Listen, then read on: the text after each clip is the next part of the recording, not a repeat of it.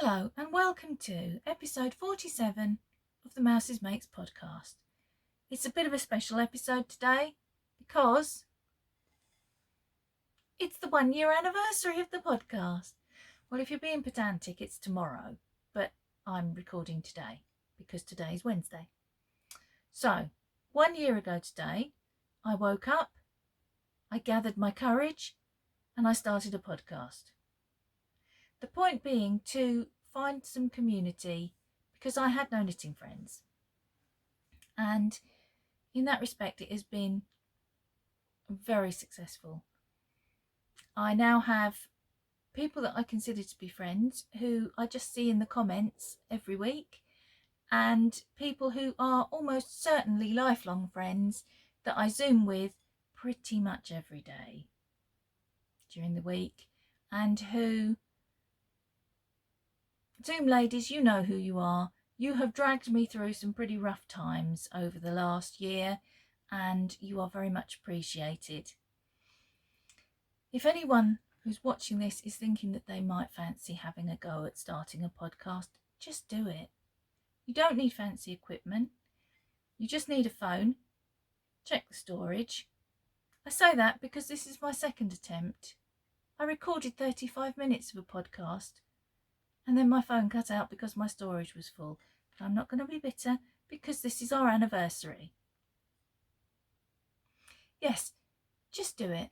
Just do it. If nobody watches it, or if you just do one and you think, I don't think I can do that again, doesn't matter. I'm glad I did it. I put it off for months and I wish I'd done it sooner. Special thanks to Alex from My Yarny Corner and Amanda from Little Lycac. They both started at about the same time as me, and they were very, very supportive. And I'm not sure I would have carried on without their encouragement. So thank you very much, ladies. You have both become friends as well, and I'm very grateful to you. Anyway, I'm going to take away the delicious cake that you can't actually share with me. I am a bit sorry about that. A bit sorry about the cake. But still, more for me. I didn't mean to say that. Right.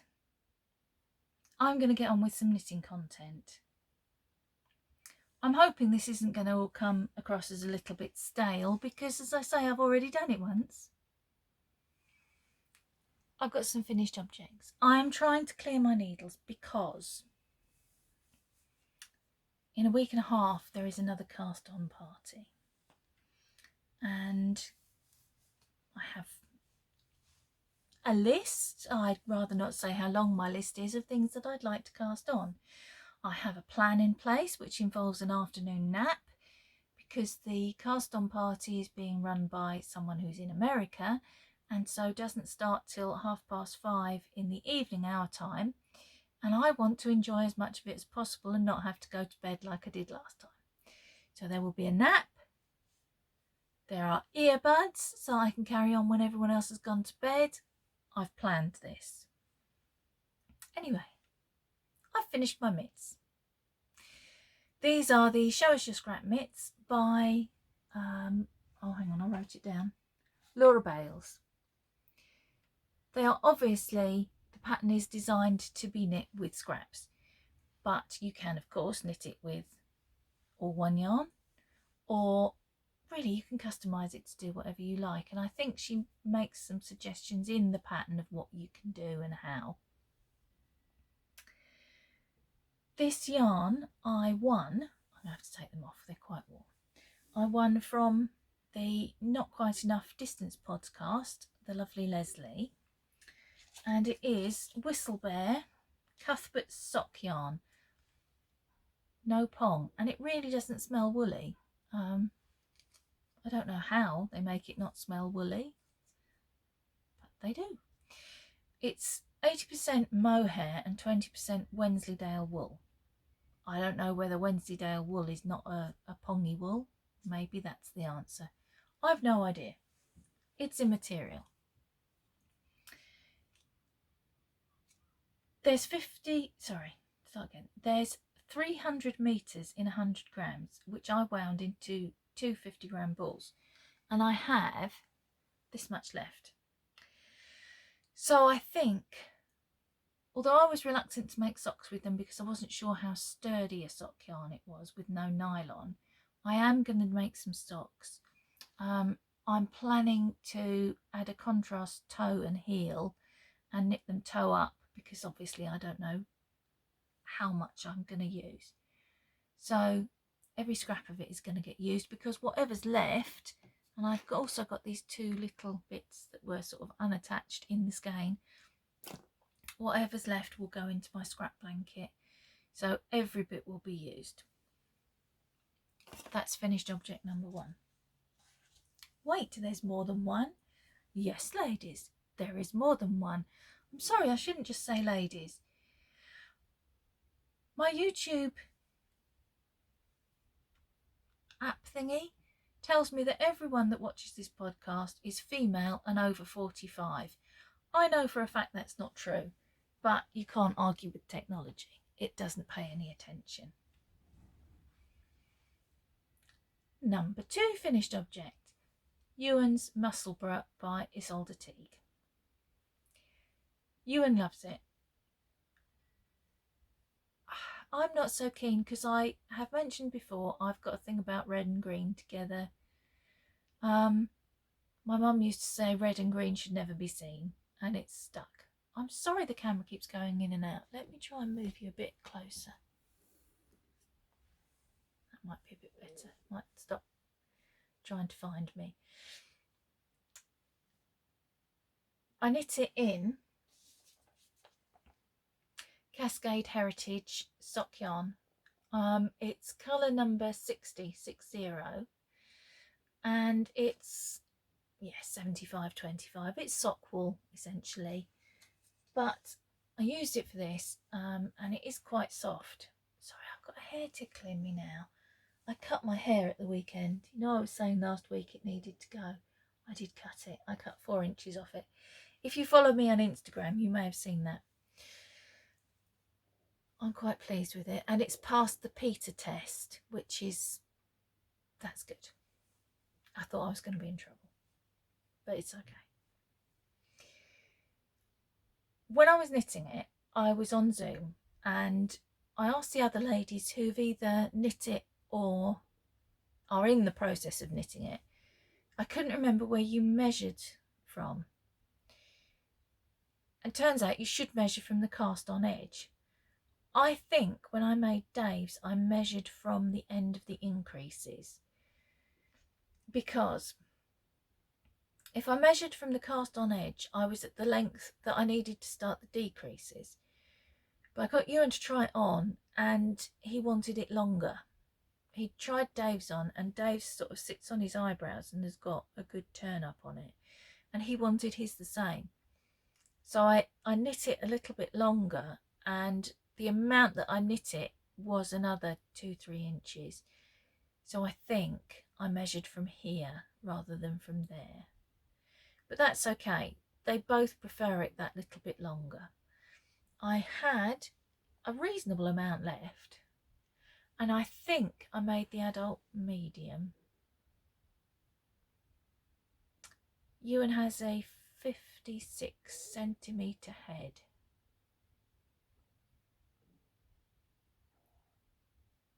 Sorry, I thought I heard someone shouting from downstairs, and I'm alone in the house, so that was a little bit unnerving. If I get murdered to death on camera, someone call the police. It's probably outside. It's almost certainly outside. Sorry, I didn't mean to frighten anybody. There's no burglar, I promise. Yeah, so he's very, very pleased with it. He describes it as beautiful, he said, and his exact words were, "That is beautiful," and I don't say that very often. Each to their own. But he's pleased with it, and so I'm pleased with it. My third finished object, there are 3, is a shawl. This is the Close to You shawl by Justina Lokowska. And I knit this with yarn that I won from Tonya and Anthony, the Calm as a Stitch podcast. It is quite special yarn. It's, let me get the thing. It's 70%, oh gosh. You'd think after a year I'd have been a bit better at this, wouldn't you? But apparently not. 70% superwash merino, 30% mulberry silk. It was lovely to knit with, and it's very drapey and a lovely yarn. I have blocked it. I wasn't sure with the silk content how to block it, but fortunately, as I was finishing it, as I was doing the picot bind off, I was on Zoom with Tonya. So she very kindly went to the supplier and had a look on their website, and it said pin it out and then mist it with water, because the silk doesn't take too kindly to being manhandled when it's wet. So that was what I did. And I only actually pinned out and properly blocked this sawtooth edge because they were curling in a little bit. The rest of it, and it is so drapey and lovely, I don't know if you can tell, the rest of it is just as is. I didn't block this at all. This is how it came out. Really, really lovely yarn. I'm very, very pleased with it. I love the colour. Dave, when he saw it pinned out for blocking, said, "Oh, that is so your colours," because I love this teal and the black. I wear a lot of black. Rocket did show his appreciation of it. He woke me up this morning. He's got this funny little meow that he makes when he wants me. And he wants me to open a door or do something for him.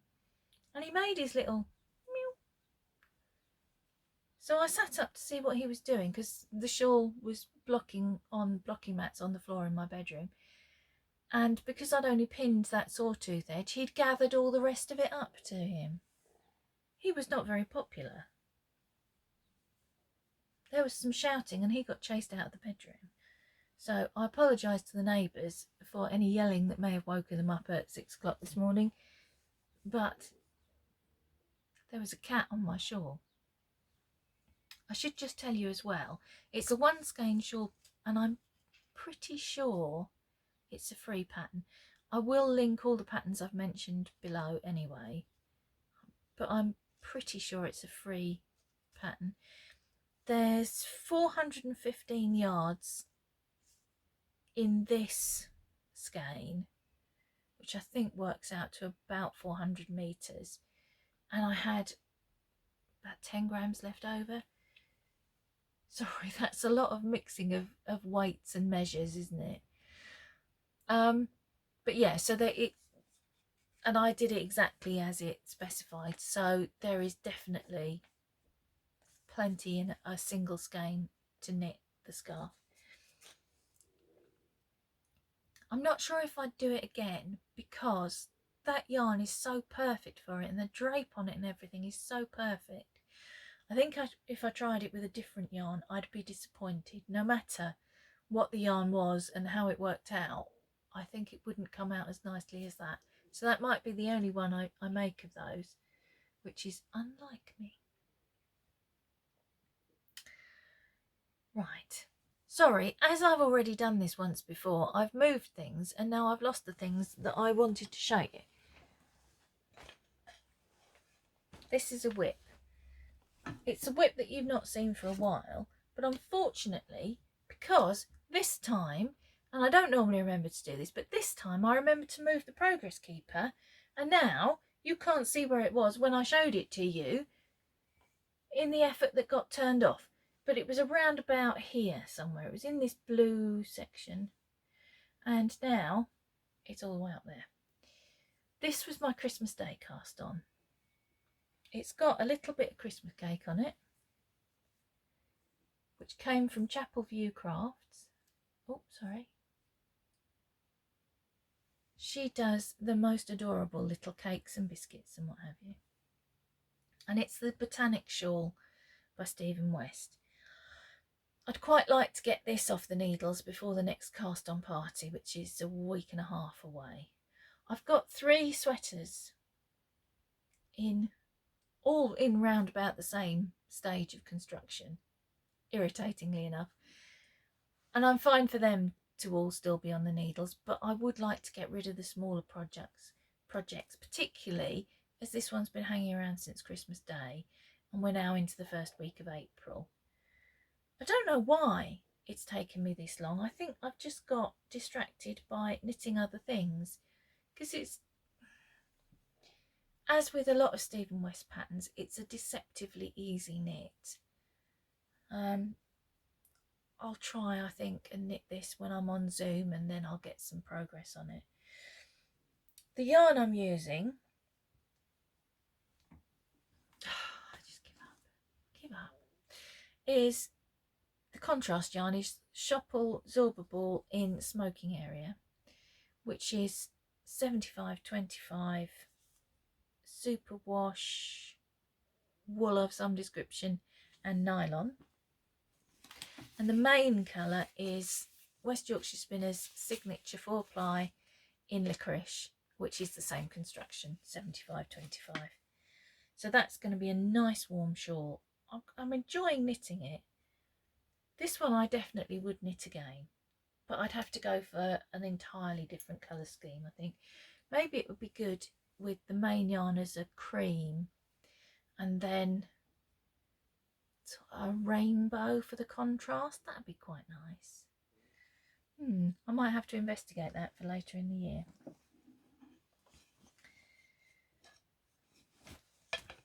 The other work in progress that I want to show you, I have to give a warning for. So if you're one of the people who get a little bit seasick with the triangulum blanket, now is the time, oh gosh, now is the time to look away, because it's our monthly check-in with the triangulum.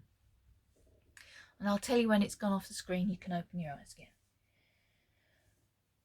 Are you ready? It's getting quite big. I don't think I can get it all in one go.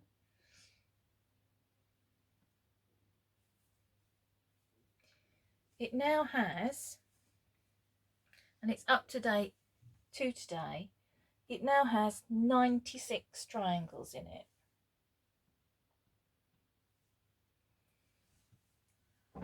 I'm very pleased with it. I'm going to wear it as a jumper for a minute. I've changed what I'm knitting it on. I've been knitting it on DPNs, which is really the only way you can knit it. But on Zoom the other day, because I get so frustrated with the DPNs, I don't like using them because they scrape on my hand, and I've only got short ones. I can sometimes manage if I've got long ones, but these are short and they keep scraping on my hands and I keep dropping them. And there's some strange spasm happens with my hand where my hand just goes boop and throws them away. And I'm not being silly, it literally does. There's just like a flick and it's gone. I'm not doing it deliberately. And that is so frustrating. I seem to spend more time picking them up off the floor than I do actually knitting. And we were on Zoom on Saturday and Karen, one of our Zoom ladies, said, why don't you do magic loop? And I said, well, I can't, I've tried. And what happens when you do magic loop is that these little threads between the two needles are too long, and it's holey and it's messy. You just can't do it on magic loop.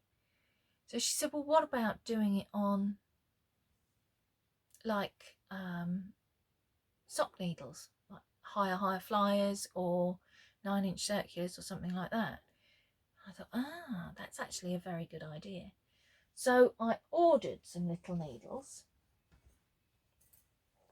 They're not quite as little as I would have liked, I got Knit Pro Symphonies fixed, and it was cheaper to get 50cm cables. If I got the shorter ones that I wanted, they were twice the price. So I got these. I did buy 4 of them. However, yesterday, when I was knitting with them, 2 of them, the cables are loose and come out of the needle. So they've gone back and I'm now working on 2, which actually works out quite well because they are long enough, if I can manage to demonstrate this, to have 2 sides of a triangle on the needle, the 3rd side of the triangle on the other needle, and then you knit that side on and then you just work it round. It's a bit difficult to describe, but it's actually working really well. So, well done, Karen. Genius idea. This is the latest hexagon. That needs its partner on the other side here. And then I've still got 2 more. So one new colourway, and then 2 of that colourway to complete this circle. I started with the green, then there were 6 hexagons in the next circle, or the next row, and then there's 12 in this one, and then in the following one there'll be 24. I think that's how it works out. I'm not very good at maths, and this is kind of geometry as well as being maths, and that is just way beyond my pay grade. So I can't work out how big it's going to end up.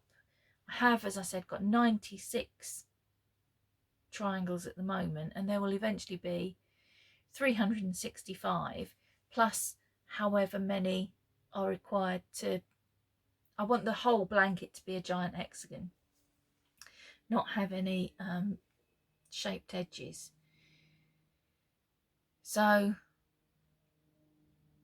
I can't work that out. If any of you are mathematical geniuses and can, let me know.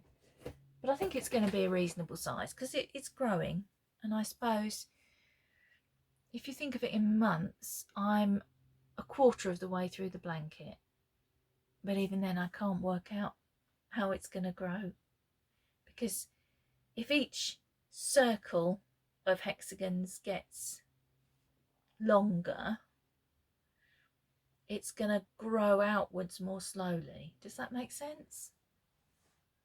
Makes sense to me. Anyway, Triangulum is now off the screen. Safe to open your eyes. I have a new cast on as well. This is so much quicker than the first recording was, and I apologise for that because I feel like I'm rushing through it. But I did quite a long talky bit at the beginning of the other one, and I've forgotten what I said, so I couldn't repeat it. Yes, this couldn't wait for the cast on party. This I have cast on for Whatnot's Cardical. Kathy from Whatnot and her daughter Mandy are in Australia, and they're running a cardigan make-along because they're obviously moving into their colder months, whereas we supposedly are moving into our warmer. But I did think a cardigan might still come in handy. I had got this pattern, and this is the Granny Go Round by Iron Lamb. I'd got this one, which is a cardigan, and I've also got the sweater. I think the sweater would have been a bit easier, but I'm a purist. It's called a cardical. I had to make a cardigan. It's fought me quite a bit. I've had to wrestle it into submission, but I think we're okay now. The first row I pulled down 4 times, and it's only really, I suppose it is a bit longer than I thought it was. The second row I pulled down 3.5 times, but I think I've got the hang of it now. I had a bit of a wobble last night. I wasn't sure about the corners. I'd been interpreting them one way, and then I thought, oh, I don't know if that's right now. And I nearly messaged someone to ask, but I've got the right number of clusters for each section, so I think I'm doing okay. I am quite a novice crocheter. This is the first adult garment I've ever crocheted. I've done a couple of shawls, some blankets, 2 baby cardigans with a weird kind of puff stitchy thing going on. But because I did the test, is it a test knit or a test crochet? Can you still call it a test knit if it's crocheted? I don't know. But Alex from My Yarny Corner brought out a shawl pattern and I was lucky enough to test it. And that gave me a lot of confidence to try this. So, cardigan we are. If you use 5 colours, you can, you don't have to keep cutting them off. You can weave them up the side. Of course, I'm using 6. So I had 11 billion squillion ends to sew in this morning. I've only done 11 rows. And of course, each row has got 2 ends. There were a lot of rows. Now that the light is messing about, I am sorry. Today is not going as I had hoped. So I think what I'm going to have to do is every few rows I'm going to have to pause and just spend some time sewing in my ends. I have, when I've made blankets, crocheted them in and sort of hidden them in the next row of whatever. I don't know if that's the correct way to do things. And plus I want to be sure they're not going to work their way out, so I've sewn them in properly. This is where I got to on the last podcast, not the last podcast, the last recording of this podcast, and my phone cut out.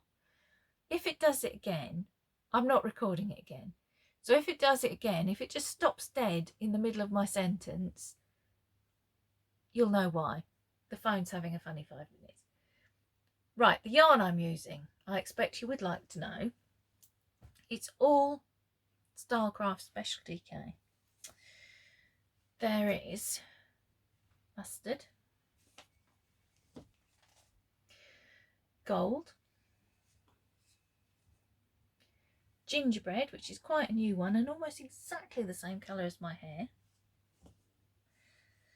I'm going to have to get some more of that and make a sweater. I could like be camouflaged. Khaki,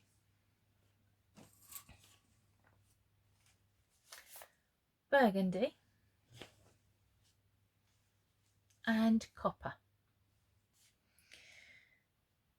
I love them. I love all these colours, and I bought them originally because you may remember I crocheted a shawl for myself in this yarn, which I'm almost certain is Serdar jewel spun, and you can probably see it's got all those colours in it. And I bought that yarn with the intention of making some tassels. I subsequently thought better of it because cats and tassels make for just getting your arm full of claws. So it is without tassels. But I had the balls and I thought, oh, they'll be ideal. They'll be ideal to make this granny go around cardigan. And what I might do is do the ribbing, the neckband and the button band in this yarn. But I don't know yet. I'll see. I just think that would tie it all together. And I've got a ball, a cake, I suppose, of about 100 grams that I could make a hat with, I suppose. But I can't really do a lot else with it. So that might be what I do. When the cardigan's finished and I'm at that stage, I'll try it and see. I might, as the pattern suggests, do it with one of the colours I've used. Don't know. I'm also in 2 minds whether to do it with navy, which is the only colour that's in here that's missing from my palette. Not that it matters if I'm not using this, but I kind of used this as an inspiration colour-wise. It is now absolutely chucking it down with rain, which explains why it's got dark all of a sudden. And the lady next door has got all her washing on the line because the sun was out a few minutes ago. And also Ewan's walked down to the bottom of the high street for me. I'm really hoping he wore a coat. He quite frequently doesn't wear a coat. I could have a soggy boy. He might be back already. That might have been what I thought was a burglar. I don't even remember if that was on this podcast, this recording of the podcast, or the one that I got cut off and had to delete. It's very complicated. So that's all my excitement. Finished objects. No point showing you my jumpers, my sweaters, because they've not really, I don't think they've been touched since I saw you last week, so there's nothing to see there. So that really is everything of any interest that I've got to show you. So I'm going to go. I'm going to have a nice hot sausage roll, home-cooked sausage roll for my lunch, followed by a lovely cup of coffee and a slice of chocolate cake. And I will think of every one of you while I'm eating my chocolate cake and wishing that you could be sharing it with me. So I am a bit sorry. I regret now showing you the cake. I feel like it was a bit cruel. But before I go, let me just get all hippy-dippy and touchy-feely again. Thank you so very much to everyone who has supported the podcast over the last year, either by just liking or commenting, subscribing, sending me a little bit through Ko-fi, coffee, whatever you call it. Thank you all so very much. I have to ignore the fact that there's possibly 600 people watching me rabbiting on about stuff, because if I think about that, I can't do it. But if I just convince myself that I'm sat here in my favourite room in the world talking to myself, it's fine. But you are very, very much appreciated, and really thank you so much for making me so welcome and making this so easy to do by just being the lovely people that you are. Right, that's enough. That's enough wishy-washy business. I'm going to go and I'm going to eat my cake. And I will see you next week, where we will begin our second year together. Thank you so much, and I will see you next week. In the meantime, happy knitting. Bye.